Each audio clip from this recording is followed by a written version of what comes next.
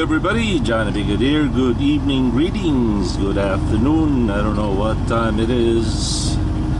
Greetings from the beautiful town of Moorefield, West Virginia. The temperature here is 32 degrees Fahrenheit. I had one subscriber ask me, why do I say the temperature in Celsius? Well, apparently orange blossom granny over there. I don't know how to switch it from Fahrenheit or to Celsius to Fahrenheit, so I was just reading it the way it was. But now that we're back in the loving arms of baby blue, now we can tell the time or the temperature in the easiest way.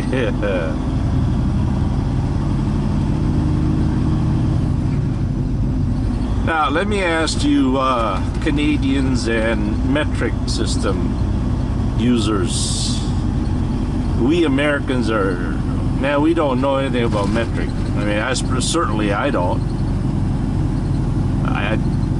Someone kind of said double the number plus 30, I think it was. It comes out to Fahrenheit. Yeah, well, you guys know about me and my math, so that ain't gonna work. 30 degrees.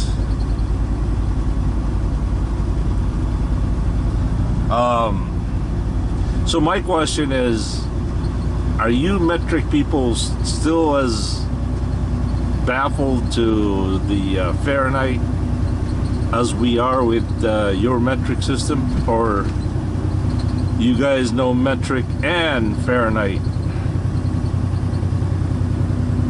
Maybe we Americans are the only one that can't convert it.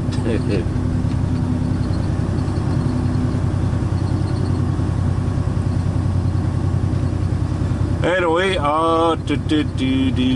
we're loaded and we're on our way to La Crosse, Wisconsin. Our delivery time is 7 a.m.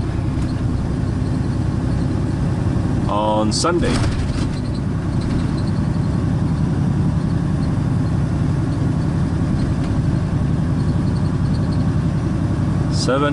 on Sunday. And then by 1 o'clock we need to be in Shawano, Wisconsin for that delivery, and then we go home. There is no pre-plan as of yet to when or where,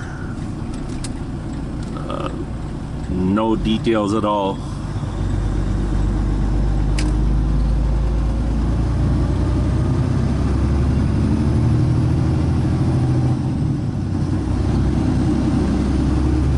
Right now, my immediate goal is to get some fuel over there in,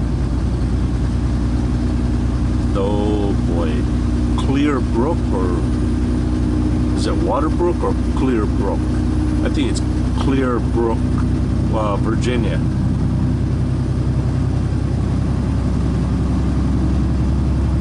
Get us some go-go juice.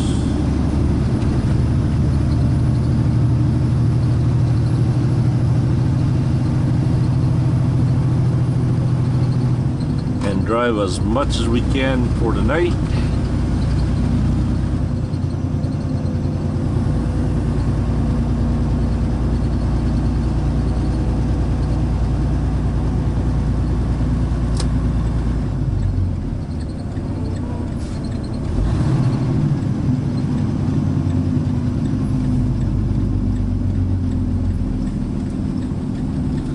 All right, before you guys start complaining and noticing things and doing your detective work, the latest development with Blue is, look at the wheel, it's still cockeyed, and for some reason, I don't know why, it's now pulling to the right.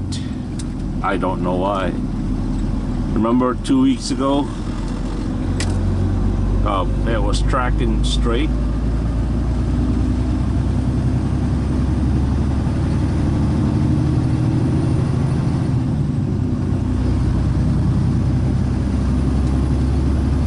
And finally, you got the Qualcomm over here mounted.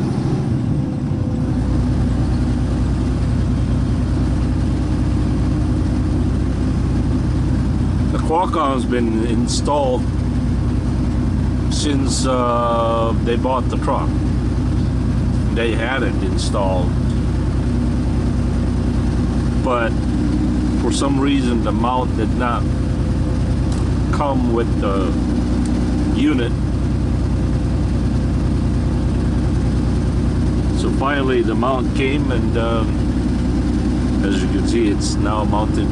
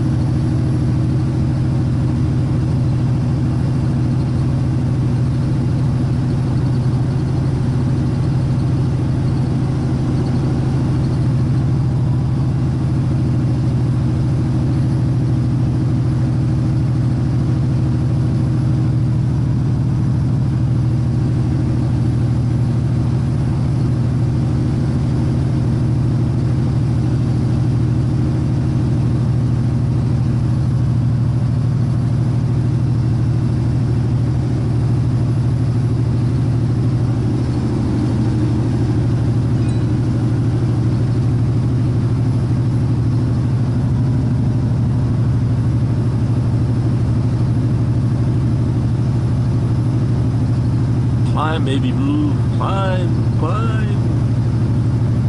Woohoo!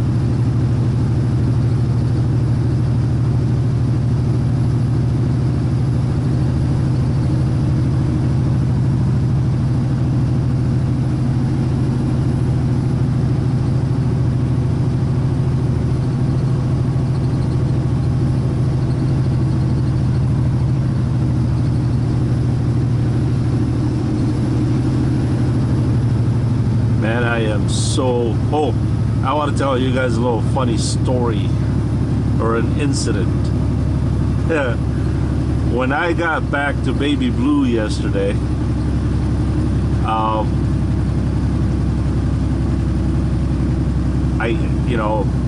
that I'm back into shifting gears, that wasn't the problem. The problem was when I shifted in gear, my foot was expecting 100-pound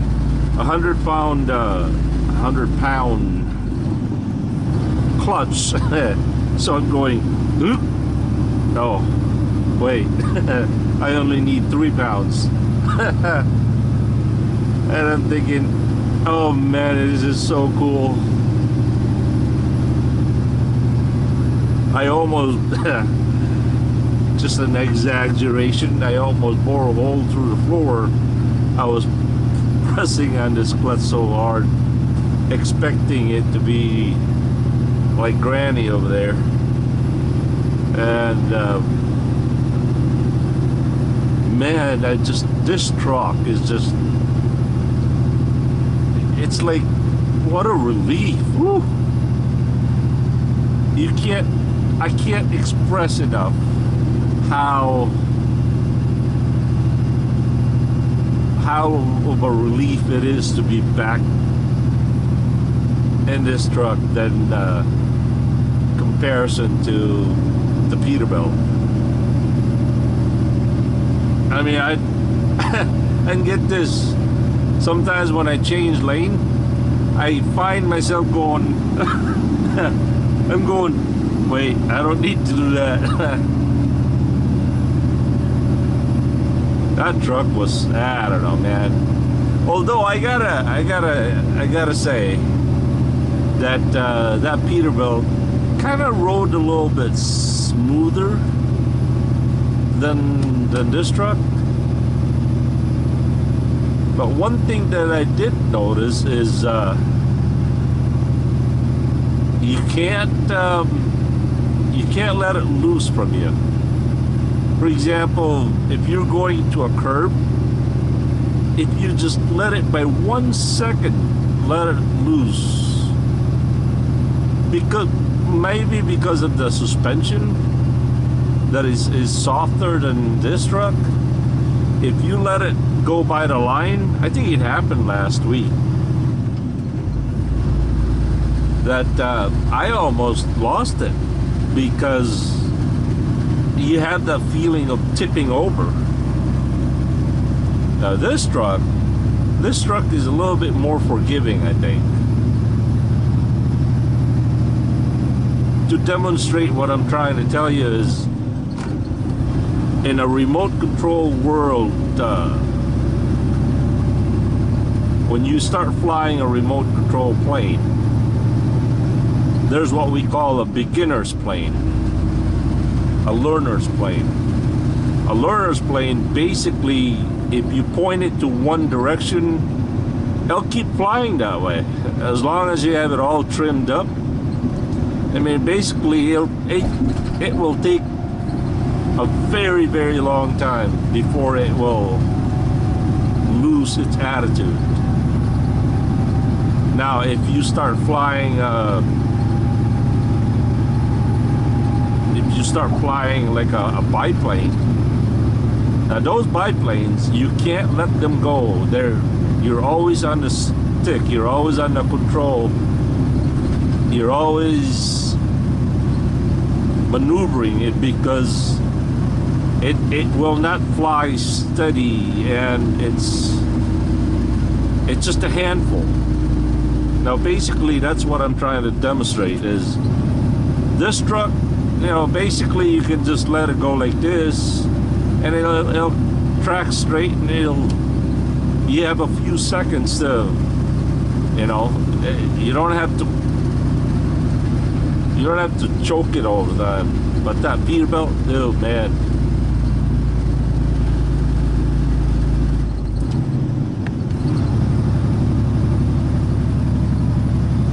Almost missed that one.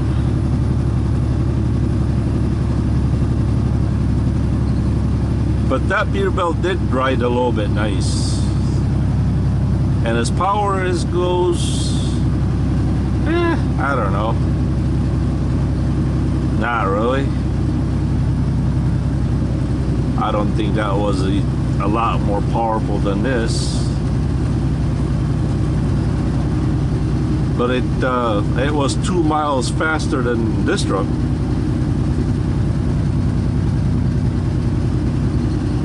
And I loved every minute of it.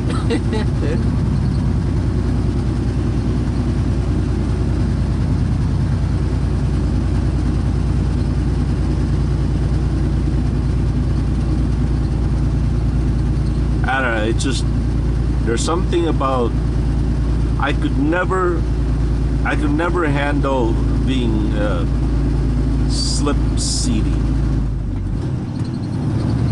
I can't move from one truck to the other truck all the time. Transferring all my stuff to one truck to the other, having especially when the truck is occupied with another driver, and I'm having to take all his stuff and put it somewhere else, and yeah. Then there's the issue of the cuties. I hate other people's cuties. I've learned that from Jackie, by the way. I don't know, it's just so uncomfortable being in somebody else's truck. It's not so much as how the truck drives as it is as the feeling of being in somebody's space. That's what I'm trying to say. That's the one. And also from transferring my stuff to the other, knowing that in a few days or in a week I'll have to get it all back, and you risk of losing your stuff to the other truck when you get back in this truck.